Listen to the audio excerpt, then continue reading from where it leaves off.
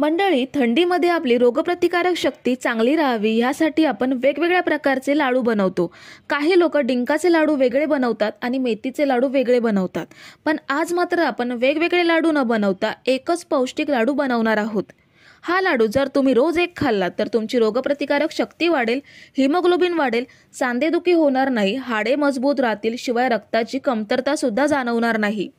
लाडू बनवण्याची पद्धत सुद्धा खूपच सोपी आहे।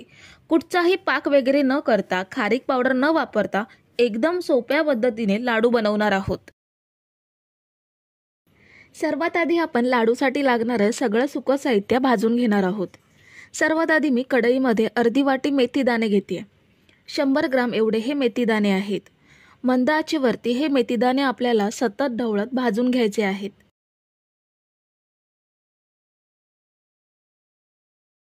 4 मिनिटांनंतर बघू शकता ह्यांचा रंग चेंज झालाय, छान लालसर रंगात भाजले गेलेत।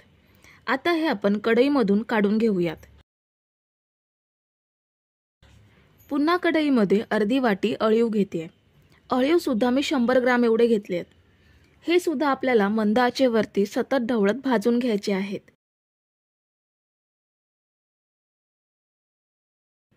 साधारण 2 ते 3 मिनिटातच हे छान भाजले जातात।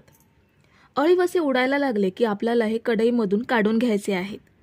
यांचा रंग सुद्धा थोडासा चेंज झालाय। आता हे आपण कढईमधून काढून घेऊयात।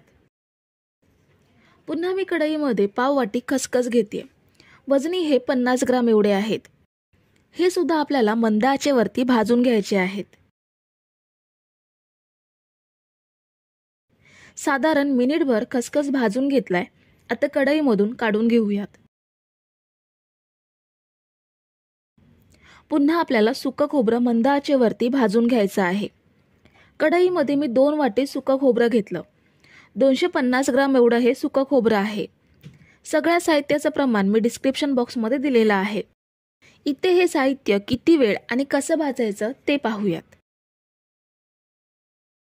सुकं खोबरं सुद्धा 4 मिनिटं भाजून घेतलंय, छान भाजलं गेलंय। कढईमधून काढून घेऊयात। इथे आपलं सगळं सुकं साहित्य भाजून झालंय। मेथी दाणे, अळीव, खसखस आणि सुकं खोबरं आपण सुकंच भाजून घेतलंय। आता बाकीचं साहित्य आपण तुपात भाजून घेणार आहोत। कढईमध्ये पाव वाटी साजूक तूप घ्यायचं आहे। 75 ग्राम एवढं हे तूप आहे। ह्यामध्ये आपण सगळे ड्रायफ्रुट्स भाजून घेणार आहोत। 150 ग्राम एवढे खारीक घेतलेत। खारीक पावडर आपण वेगळी घेणार नाही आहोत। अख्खी खारीक आपण ड्रायफ्रूट सोबत घेतोय। अर्धी वाटी अक्रोड घ्यायचे आहेत। अर्धी वाटी बदाम घेतेय। अर्धी वाटी काजू घेऊयात। हे सगळे ड्रायफ्रुट्स आपल्याला 3 ते 4 मिनिटे मंद ते मध्यम आचेवरती भाजून घ्यायचे आहेत। तुपात तळून घेतल्यामुळे ह्याची आपण जी भरड करून घेणार आहोत त्याला तुपाचा छान स्वाद येईल आणि लाडू खायला सुद्धा चविष्ट लागेल। सुका मेवा आपण तुपात छान तळून घेतलाय। आता हे तुपातून बाहेर काढून घेऊयात। शिल्लक राहिलेल्या तुपामध्ये आपण डिंक तळून घेणार आहोत। 150 ग्राम एवढा डिंक मी या लाडूंमध्ये वापरणार आहे। 2 बॅचमध्ये आपण हा डिंक तळून घेऊयात। घेतलेल्या डिंकापैकी अर्धा डिंक आपण तळून घेऊयात। डिंक छान तळला गेलाय। कढईमधून काढून घेऊयात। आता या शिल्लक तुपामध्येच राहिलेला सगळा डिंक तळून घेऊयात। डिंक तळायला जास्त तूप लागत नाही, आहे त्या तुपातच आपण डिंक तळून घेणार आहोत। हा बघा, खूप छान डिंक तळला गेलाय। कढईमधून काढून घेऊयात। डिंक तळून घेतल्यानंतर कढईमध्ये जरा सुद्धा तूप शिल्लक राहिलं नाहीये, पण डिंकाचे बारीक बारीक कण कढईला लागलेले आहेत। ह्याच कढईमध्ये आपण गव्हाचं पीठ भाजून घेणार आहोत, त्यामुळे डिंकाचे कण पिठामध्ये मिक्स होतील। गव्हाचं पीठ मी 2 वाटी गच्च भरून घेतलंय। 300 ग्राम एवढं हे पीठ आहे आणि आपलं जे नेहमीचं चपातीचं पीठ असतं तेच पीठ घेतलंय। सुरुवातीला आपल्याला हे 5 मिनिटं कोरडंच भाजून घ्यायचं आहे। मंद आचेवरती पीठ आपण छान भाजून घेऊयात। 5 मिनिटांनंतर आपण ह्यामध्ये तूप ॲड करूयात। पोहे खायचे 2 चमचे तूप होतील एवढंच तूप आपल्याला ह्यामध्ये ॲड करायचं आहे। तूप पिठामध्ये छान मिक्स करून घेऊयात। पुन्हा आपण हे सतत ढवळत मंद आचेवरती लालसर रंगात भाजून घेऊयात। असं कोरडं पीठ भाजून घेतल्यामुळे हात दुखून येत नाही आणि पीठ सुद्धा लवकर भाजलं जातं। तर हे बघा, आपण हे पीठ छान तपकिरी रंगात भाजून घेतलंय। आता गॅस बंद करूयात आणि हे कढईमधून काढून घ्यायचं आहे। तळून घेतलेला डिंक प्लेटमध्ये काढून घेतलाय। हा आपल्याला हलकासा बारीक करून घ्यायचा आहे। खूप जास्त पावडर करायची नाहीये, कारण लाडू खाताना डिंकाचा कुरकुरीतपणा जाणवला पाहिजे। मी ह्या पद्धतीने वाटीने हा डिंक बारीक करून घेते। तुम्ही मिक्सरचा सुद्धा वापर करू शकता। डिंक बारीक केल्यानंतर आपण जे मेथी दाणे भाजून घेतलेत ते मिक्सर जारमध्ये घेऊन बारीक दळून घेऊयात। तर हे बघा, मेथी दाणे मी दळून घेतलेत। छान पावडर तयार झाली आहे। ही आपण एका भांड्यात काढून घेऊयात आणि पुन्हा मिक्सर जारमध्ये तळून घेतलेला सुका मेवा घ्यायचा आहे। ह्याची आपल्याला जाडसर पावडर करून घ्यायची आहे। सुका मेवा खूप जास्त बारीक पावडर करून घ्यायचा नाहीये, जाडसर दळून घ्यायचा आहे। आता सगळं साहित्य आपण परातीमध्ये काढून घेऊयात। भाजून घेतलेलं गव्हाचं पीठ घेतलं, भाजलेला सुका खोबरं, हलका बारीक केलेला डिंक, खसखस, अळीव, ड्रायफ्रूटची पावडर। आता हे सगळं साहित्य मिक्स करून घेऊयात। असं आधीच एकजीव करून घेतलं की गोळामध्ये सगळं व्यवस्थित मिक्स होतं।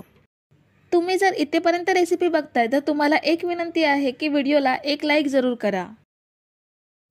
मी हे सगळं मिक्स करून घेतलंय। आता गूळ विरघळवून घेऊयात।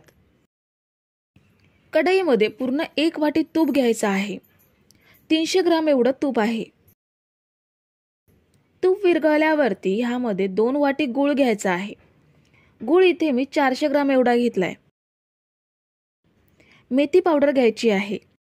गूळ विरघळवताना मेथी पावडर ॲड केली की लाडू खाताना कडवटपणा जाणवत नाही। सगळं छान मिक्स करूयात। गूळ आपल्याला फक्त विरघळवून घ्यायचा आहे, गुळाचा पाक वगैरे अजिबात करायचा नाहीये। इथे मी सेंद्रिय गुळाचा वापर केलाय। तुम्ही कोणताही गूळ वापरू शकता, फक्त चिक्कीचा गूळ वापरू नका। तर गूळ आपला पूर्णपणे विरघळलाय। आता गॅस बंद करूयात आणि मिक्स केलेलं लाडूचं साहित्य ह्यामध्ये ॲड करायचं आहे।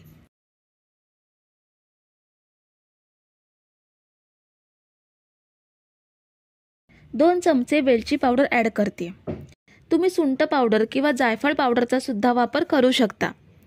आता हे सगळं आपल्याला एकजीव करून घ्यायचं आहे। इथे एक गोष्ट लक्षात घ्या, गॅस आपला पूर्णपणे बंद आहे। गॅस बंद करूनच आपल्याला हे मिक्स करायचं आहे। कढई मी आता प्लॅटफॉर्मवर घेतली आहे, त्यामुळे मला मिक्स करायला सोपं जाईल। लाडूचं साहित्य गुळाच्या मिश्रणात मी छान एकजीव करून घेतले। हे मिश्रण मी शिजवलं नाहीये की चालू गॅसवर मिक्स सुद्धा केलं नाहीये, त्यामुळे अगदी सहज लाडू वळता येतील एवढं हे मिश्रण कोमट आहे। मी याचे लगेच लाडू वळून घेते। सांगितलेल्या प्रमाणात तूप आणि गूळ घेतला तर मिश्रण अजिबात कोरडं होत नाही, लाडू छान वळले जातात। आणि महत्त्वाचं म्हणजे शेवटचा लाडू वळेपर्यंत सुद्धा मिश्रण अजिबात कोरडं होत नाही। आणि जर कमी जास्त प्रमाणात साहित्य झालं आणि मिश्रण कोरडं झालं तर थोडा वेळ मिश्रण गॅसवरती गरम करून घ्यायचं, म्हणजे लाडू चांगले वळले जातील। तर हे बघा, मी हे सगळे लाडू वळून घेतलेत। सर्वात सोप्या पद्धतीत हे लाडू बनवलेत। मस्त दाणेदार मऊसूत लाडू तयार झालेत। हा बघा किती सुंदर लाडू दिसतोय, अगदी तोंडात विरघळतील असे लाडू तयार झालेत। ह्यामध्ये 50 ग्राम ओवा ॲड केला की बाळंतिणीसाठी अगदी पौष्टिक लाडू तयार होतील। तर मंडळी, रेसिपी कशी वाटली हे कमेंट करून नक्की सांगा आणि व्हिडिओला न विसरता लाईक करा। रेसिपी तुमच्या मित्रमैत्रिणींसोबत शेअर करा आणि चॅनलला सबस्क्राईब केलं नसेल तर लगेच सबस्क्राईब करून घ्या। थँक्यू।